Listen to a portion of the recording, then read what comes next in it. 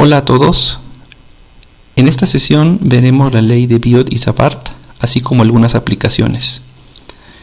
Biot y Savart realizaron experimentos que relacionaban la fuerza que sentía un imán o un magneto en presencia de una distribución de corriente eléctrica. Ellos derivaron una expresión matemática que permite encontrar el valor del campo magnético en un punto del espacio tridimensional si se conoce la distribución de corriente eléctrica que lo genera. Biot y Savart consideraron una línea conductora por la cual pasaba una corriente eléctrica I. De manera empírica, ellos consideraron un elemento diferencial ds y observaron que el campo magnético producido en un punto P, al cual denominaremos dB, tenía una dirección que era perpendicular tanto al vector ds como al vector r unitario que comienza donde inicia el vector ds y que apunta hacia el punto P en donde se genera el campo magnético. En una segunda observación, Biot y Savart observaron que el campo magnético dB es inversamente proporcional al cuadrado de la distancia que va desde el inicio del vector ds hacia el punto P donde queremos encontrar el campo magnético. En una tercera observación, Biot y Savart observaron que la magnitud del campo magnético dB es proporcional tanto a la corriente I como a la magnitud del vector ds. Y finalmente, Biot y Savart también observaron que la magnitud dB del campo magnético en el punto P es proporcional al seno del ángulo que se forma entre el vector ds y el vector r unitario. En base a las observaciones empíricas anteriores, Biot y Savart establecieron la siguiente ecuación, la cual nos permite encontrar el campo magnético dB producido por un elemento diferencial ds si nosotros conocemos la corriente que pasa por esa línea de conducción y si nosotros sabemos también cómo la dirección del vector r que apunta desde el inicio del vector ds hacia el punto P donde queremos encontrar el campo magnético. En esta ecuación nosotros vemos que el campo magnético dB lo podemos calcular como el producto cruz entre el elemento diferencial ds y el vector r unitario, y hace falta multiplicarlo por la corriente eléctrica que pasa sobre la línea de conducción y lo dividimos entre el cuadrado de la distancia entre el inicio del vector ds y el punto P donde queremos encontrar el campo magnético. Ahora, hay una constante proporcionalidad que es μ0 entre 4π. En este caso, μ0 se le conoce como la permitividad del espacio libre y de manera numérica esta constante vale 4π por 10 a la menos 7 teslas por metro sobre ampere. Una vez que conocemos el campo magnético producido por un elemento diferencial, para conocer el campo magnético total lo que tenemos que hacer es sumar todas esas contribuciones en una integral, y esta integral se realiza sobre toda la distribución de la corriente. Podemos establecer algunas comparaciones entre la naturaleza del campo magnético y el campo eléctrico. Por ejemplo, en relación a la distancia, la magnitud del campo magnético varía como el inverso del cuadrado de la distancia del vector ds hacia el punto P, al igual que el campo eléctrico. Sin embargo, en relación a la dirección, el campo eléctrico es generado o puede ser generado por una carga puntual y su dirección es en dirección radial. De manera contrastante, el campo magnético producido por un elemento diferencial de S es perpendicular tanto al elemento diferencial de S que lo genera como al vector unitario R que apunta hacia el punto donde queremos encontrar el campo magnético.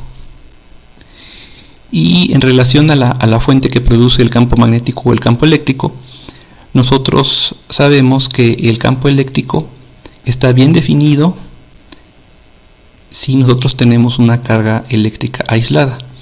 En el caso del campo magnético, para que éste pueda existir es necesario que exista una distribución de corriente. A continuación, lo que haremos será aplicar la ley de Biot-Savart a algunos sistemas muy simples. Por ejemplo, vamos a considerar una línea de corriente delgada, infinita, que está en el eje de las X, y lo que nos va a interesar es conocer el valor del campo magnético en un punto P que se encuentra a una distancia A perpendicular a la línea de corriente. Para encontrar el campo magnético en el punto P, vamos a utilizar la ley de Biot y Savart. Entonces, lo primero que tenemos que hacer es ubicar un elemento diferencial de S, como se muestra en la figura, y posteriormente identificaremos el vector R unitario correspondiente, que apunta desde el inicio del vector de S hacia el punto P. De la figura nosotros podemos ver que el vector de S apunta en la dirección que va sobre el eje de las X. Entonces podemos reemplazar a ds por dx. Por otra parte, podemos darnos cuenta que tanto el vector ds como el vector R unitario se encuentran sobre el plano XY. Por lo tanto, por la definición de producto cruz, nosotros sabemos que el vector resultante debe estar en una dirección que es perpendicular al plano formado por los ejes X y Y, es decir, debe estar en dirección Z. Entonces el producto cruz lo podemos calcular sabiendo la magnitud del producto cruz en la dirección Z. Ahora, por definición el valor absoluto de un producto cruz, nosotros sabemos que esto debe ser igual a la magnitud del primer vector, que en lugar de ds le ponemos dx, por la magnitud del segundo vector, que es R unitario, y su magnitud es 1, por el seno del ángulo que forman estos dos vectores. Hecho esto, podemos entonces escribir que el campo magnético producido por el elemento diferencial ds va en la dirección z y tiene una magnitud dB que podemos encontrar si sustituimos el valor de ds cruz r en la expresión de Biot y Savart. Eso está hecho en esta última ecuación. Entonces, lo que resta es, dado que ya conocemos la magnitud del campo magnético producido por el vector ds, pues entonces hay que sumar todas las contribuciones. Para realizar esto, vamos a tratar de calcular algunas partes de este elemento diferencial de B, y vamos a fijarnos en una cantidad que depende del ángulo, que es la cotangente. Entonces, si ustedes tienen un triángulo, la cotangente de un triángulo pues es el cateto adyacente entre el cateto opuesto. En un triángulo el valor de los catetos pues son números positivos. Sin embargo, si nosotros graficamos la función cotangente, esta puede tener valores positivos y negativos. Entonces vamos a ubicar los valores correspondientes al ángulo θ cuando nosotros vamos a los límites de la posición en X sobre la línea conductora. Entonces, por ejemplo, si nosotros nos fijamos en el caso en el que X tiende a menos infinito, este ángulo, que es θ1, se va haciendo cada vez más pequeño, y en el límite cuando X tiende a menos infinito, pues su valor es 0. Por otra parte, si nosotros nos fijamos en lugar de la posición en la parte negativa del eje X, nos fijamos ahora en la parte positiva, podemos definir el ángulo θ2. En el límite en el cual el elemento diferencial está en más infinito, resulta que el ángulo asociado tiende a pi. Entonces, nosotros podemos ubicar tanto el comportamiento de la cotangente entre 0 y pi en la siguiente gráfica. Aquí observamos que para valores entre 0 y pi sobre 2, la cotangente es positiva, mientras que para valores entre pi sobre 2 y pi, la cotangente es negativa. Entonces, por lo anterior, tenemos dos casos. Si X es negativa, entonces el valor absoluto de X es igual a menos X. Y esta cantidad es positiva. Si nosotros nos fijamos en el valor de la cotangente entre 0 y pi sobre 2, que corresponde a valores de X negativo, vemos que efectivamente la cotangente es positiva, entonces ahí no hay que hacer nada. Sin embargo, en el segundo caso, si X es positiva, entonces nosotros utilizamos la definición de valor absoluto. X va a ser positivo también, pero en ese caso la cotangente del ángulo entre pi sobre 2 y pi va a ser negativa.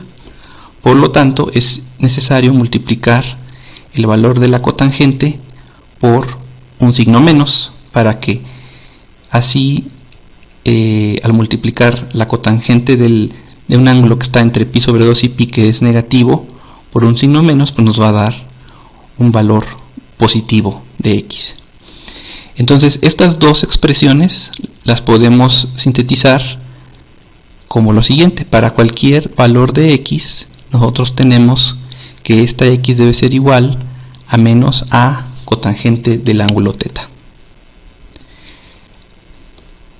Una vez que nosotros tenemos ya esta relación entre X y la cotangente del ángulo, lo que hacemos es proceder a derivarla con respecto del ángulo θ, lo cual nos genera a cosecante cuadrada de θ. Entonces, de aquí podemos despejar lo que es el elemento diferencial de X, que va a ser igual a por cosecante cuadrada de θ por dθ. Este es un primer resultado que vamos a utilizar ahorita, y el segundo lo podemos obtener si nosotros nos fijamos en la definición del seno de θ de esta figura. Entonces, el seno pues es el cateto opuesto entre la hipotenusa, que lo podemos ver aquí en la figura, y entonces de esta expresión nosotros podemos despejar lo que es la distancia r, que va desde el inicio del elemento diferencial de S hacia el punto P. y cuando ya tenemos esta distancia podemos elevarla al cuadrado y entonces tenemos un valor explícito del cuadrado de la distancia en términos de nuestro ángulo θ. ¿Para qué nos sirve todo esto? Bueno, en la expresión que teníamos, que provenía de la ley de Biot-Savart, nosotros necesitamos conocer lo que es el elemento diferencial de x, así como el cuadrado de la distancia r, los cuales están aquí. Entonces, si nosotros sustituimos esos valores, nos damos cuenta que va a haber un término que va a ser a cosecante cuadrada de θ, que se va a cancelar con ese mismo término en el denominador, y entonces al final el campo magnético producido por el elemento diferencial de S pues va a ser proporcional a la corriente y al seno del ángulo θ que se forma entre el elemento diferencial de S y R unitario.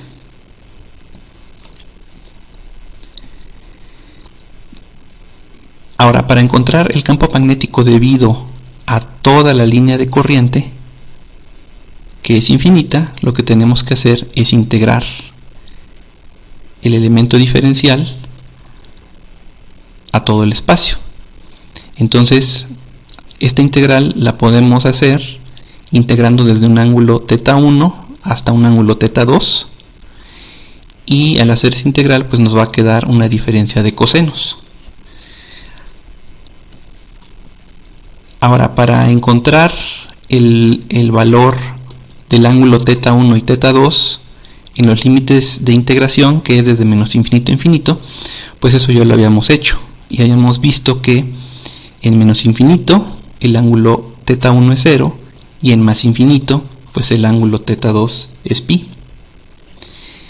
Entonces, si nosotros evaluamos la diferencia de coseno en 0 y en pi, pues encontramos que esta diferencia es igual a 2. Por lo tanto, el campo magnético, la magnitud del campo magnético producido por esta línea infinita de corriente, pues va a ser mu 0 por la corriente eléctrica entre 2pi por a, donde a es la distancia perpendicular desde el conductor hacia el punto P. Y obviamente ya habíamos dicho que la dirección pues va a ser perpendicular al plano formado por los ejes X y Y.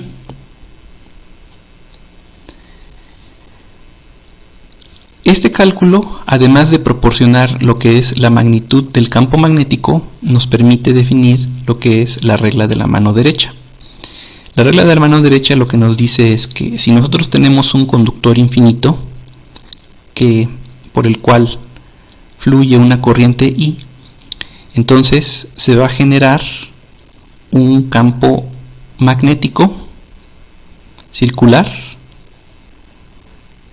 y la dirección del campo magnético la podemos encontrar si con la mano derecha nosotros alineamos nuestro pulgar con la dirección de la corriente. Entonces los dedos, la dirección que marcan los dedos cuando se enrollan sobre el conductor, pues nos define la dirección que va a tener el campo magnético.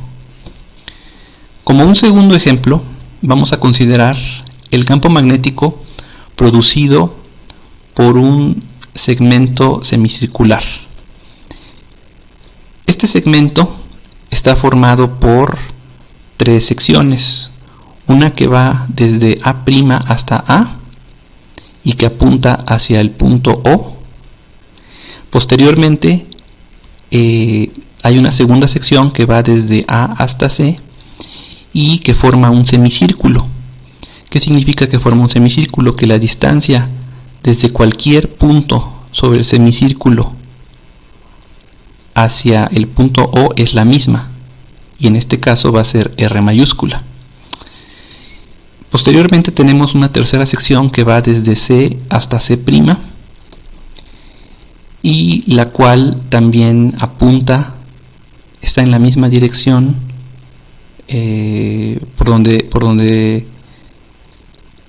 por por donde está el punto O. Entonces, para encontrar el campo magnético debido a este conductor semicircular, pues lo que tenemos que hacer es utilizar nuevamente la ley de Biot y Savart. Entonces, en este caso, lo que podemos observar es que para los segmentos A', A y C', el producto cruz DS cruz R va a ser igual a 0. ¿Por qué? Porque tanto DS como R apuntan en una dirección paralela. Por lo tanto, el producto cruz es 0. Eso nos deja solamente la contribución debida al elemento diferencial de S, que está en el semicírculo que va desde A a C. En este caso, nosotros podemos observar que el vector R unitario, que comienza en el inicio del vector ds y termina en el punto O, forma un ángulo de 90 grados. Por lo tanto, la magnitud de el producto ds cruz R unitario pues va a ser simplemente ds. Entonces, nosotros podemos simplificar esta expresión por esta, donde nuevamente el campo magnético producido por el elemento diferencial de S pues va a ser perpendicular al plano generado por el vector R unitario y ds. Por ejemplo, si R unitario y ds están en el plano XY, pues entonces la dirección va a estar del campo magnético va a estar en el eje Z. Entonces, para encontrar el campo magnético total, pues tenemos que integrar el valor del campo magnético producido por el elemento diferencial de S. Noten que aquí nosotros sustituimos R minúscula al cuadrado por R mayúscula al cuadrado, corresponde a la distancia desde el punto O hacia todos los puntos que están sobre el semicírculo, y aquí también sustituimos el valor de la magnitud de ds cruz R unitario en esta expresión. Lo que sigue es sumar todas estas contribuciones, lo que es equivalente a hacer una integral. Entonces, en esta integral se va a realizar desde el punto A hasta el punto C. Entonces, la integral del vector, de la magnitud del vector de S, pues va a ser simplemente S. Y si nosotros recordamos la definición de radián como la longitud de arco entre la distancia R mayúscula, pues entonces esta longitud de arco S la podemos escribir como R mayúscula teta, y podemos sustituirla aquí para tener el resultado final mu 0 i entre 4 pi R mayúscula por teta, donde teta es el ángulo subtendido entre A y C.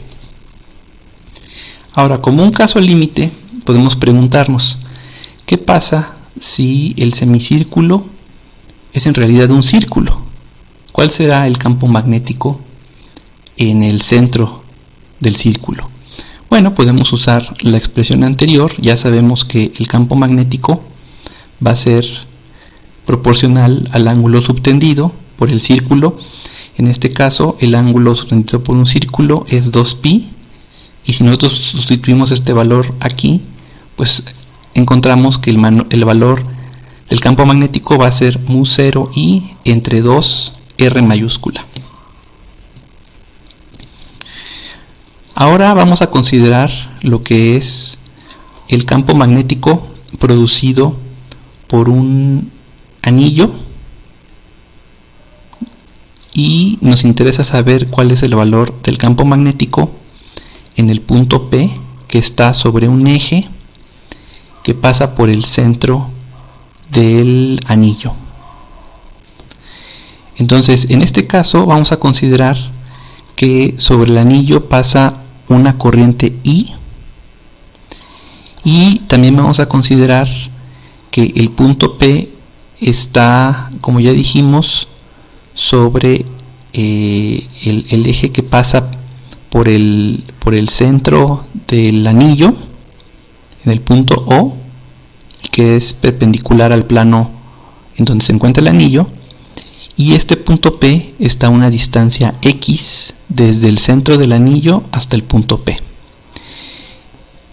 También para poder calcular el campo magnético en el punto P vamos a necesitar la ley de Biot y Savart. Por lo tanto, vamos a necesitar encontrar un vector R unitario que va desde el inicio de un elemento diferencial de S hacia el punto P.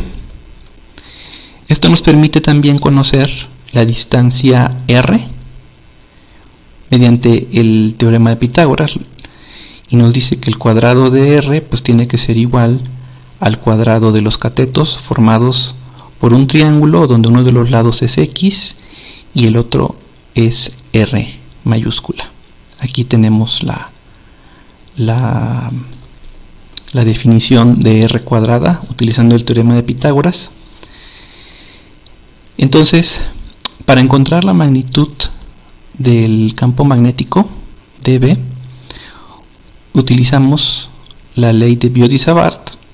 En este momento no sabemos la dirección, solo sabemos que la magnitud de el campo magnético producido por el elemento ds pues va a tener este valor.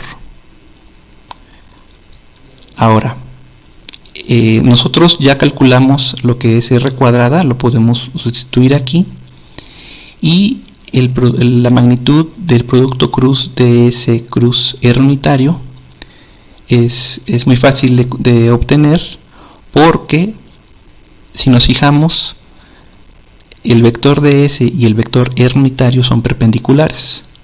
Por lo tanto, esta magnitud va a ser igual simplemente a la magnitud de ds. Ahora, en este punto es importante que nosotros consideremos la dirección del campo magnético y la descompongamos en dos componentes, una componente en Y y una componente en X.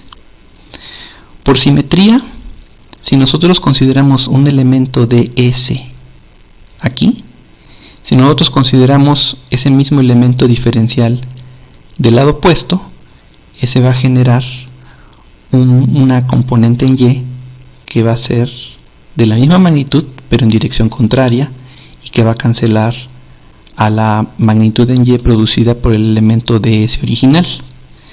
Sin embargo, la componente en X va a ir en la misma dirección que la producida por el vector ds. Es decir, la magnitud en X producida por el vector ds, que es esta, va a ir en la misma dirección que la magnitud del vector ds ubicado en esta parte. Y entonces, si nosotros escogemos cualquier punto sobre el anillo, las contribuciones en el eje de las Y's, en este caso, se van a cancelar por simetría. Entonces nos tenemos que fijar solamente en la componente en X. Y la componente en X pues la podemos encontrar mediante esta fórmula, en donde este ángulo θ es el mismo ángulo que está en este triángulo. Entonces, ahora ya conocemos lo que es el campo magnético total. Va a tener que ir sobre la dirección del eje de las X, y lo que nos resta es conocer la magnitud, que debe ser la integral de este elemento diferencial. Entonces, la magnitud del campo magnético en X la podemos encontrar mediante la integral del campo magnético producido por un elemento diferencial de S integrado sobre toda la trayectoria del anillo. Entonces, si nosotros reemplazamos lo que es el valor de dB, que ya lo tenemos aquí, podemos escribir esta integral, sacamos la corriente y las demás constantes de esta integral, y esta integral la podemos simplificar si nos fijamos que el coseno de teta, donde este es teta, se puede escribir como el cateto adyacente, que es R mayúscula, entre la hipotenusa, que es R minúscula y que está aquí. Entonces, si nosotros sustituimos el valor de coseno de teta aquí, obtenemos esta ecuación, en donde nos resta solamente calcular la integral de S para todo el anillo. Esa integral pues es muy fácil, y el resultado es la integral sobre el anillo de ds, pues tiene que ser el perímetro del anillo, que es 2πr mayúscula. Entonces, si nosotros sustituimos este valor aquí, nos quedaría entonces este resultado.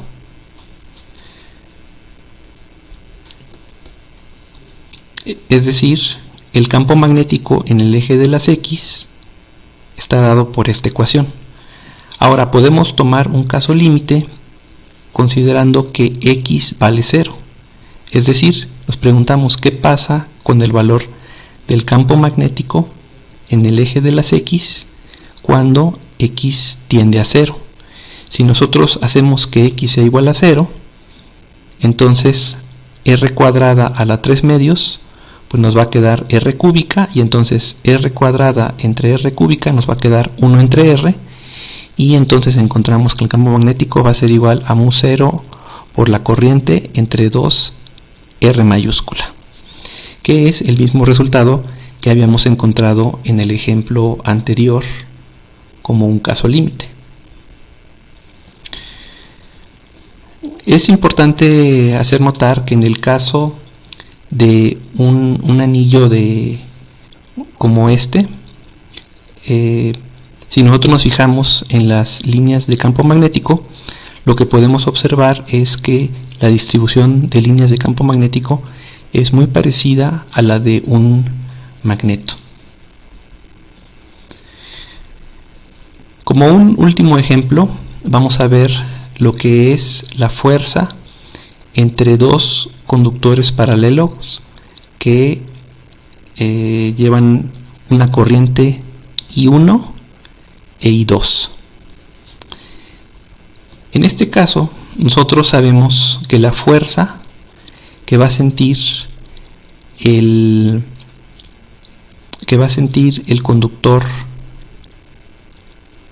1 la podemos encontrar haciendo el producto cruz entre el vector L', que en este caso es I1L, cruz B2, donde B2 es el campo magnético producido por el conductor 2.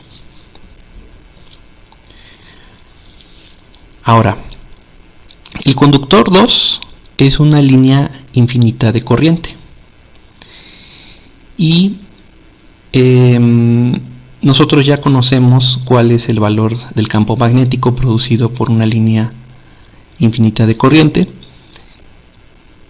Ahora, para calcular la fuerza que siente el conductor 1, nosotros podemos comenzar primero con la magnitud, y entonces aquí se simplifica la magnitud de este producto cruz, pues va a ser igual al producto de las magnitudes, porque el campo magnético B2 es perpendicular a el vector L. Entonces eso nos simplifica mucho el cálculo. Y por otra parte, nosotros ya sabemos cuánto vale el campo magnético producido por una línea infinita de corriente que lleva una corriente I2, lo acabamos de calcular. Entonces sustituimos el valor de B2 por su valor en términos de la corriente, que depende también de la distancia perpendicular de separación A entre las dos líneas de corriente, y entonces podemos escribir que la fuerza que siente el conductor 1 pues es igual al producto de las corrientes que pasan por ambos conductores entre la distancia perpendicular multiplicado por la permitividad en el espacio libre por la longitud L del primer conductor. También podemos, si nosotros por ejemplo dividimos la magnitud de la fuerza que siente el conductor 1 entre su longitud, entonces nosotros tenemos una fuerza por unidad de longitud que es igual a esta expresión. Ahora, en relación a la dirección, ya habíamos dicho que por definición la dirección nos las da el producto cruz. Entonces esta dirección tiene que ser perpendicular al vector L y al vector B2, que en este caso, si nosotros nos fijamos en la figura, pues el vector de fuerza sobre el conductor I1 tiene que ser en la dirección vertical. Ahora, si nosotros utilizamos la regla de la mano derecha para calcular la dirección de este vector de fuerza, pues va a resultar que la fuerza va hacia abajo. Entonces la fuerza F1 pues la podemos escribir como menos la magnitud de la fuerza F1 por un vector unitario J en el eje de las Y. Un punto interesante es que este cálculo es correcto si la corriente viaja en el mismo sentido en los dos conductores, y el resultado que uno observaría es que cuando esto pasa, pues hay una fuerza de atracción entre los conductores.